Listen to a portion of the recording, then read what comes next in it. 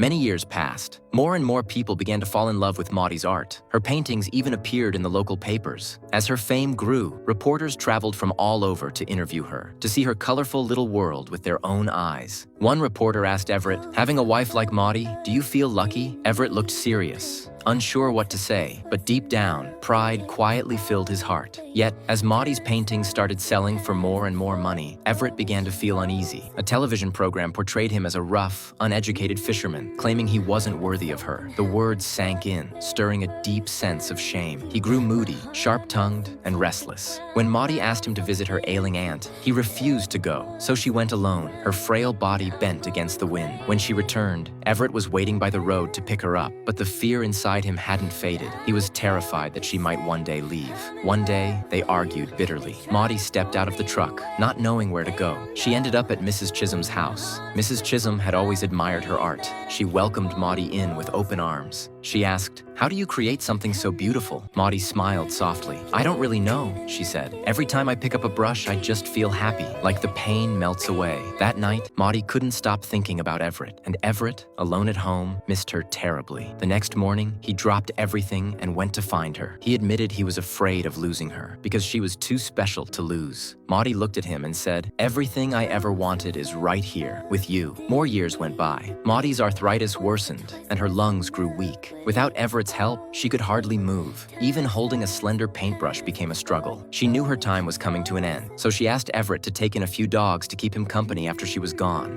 You should get more dogs. I got you.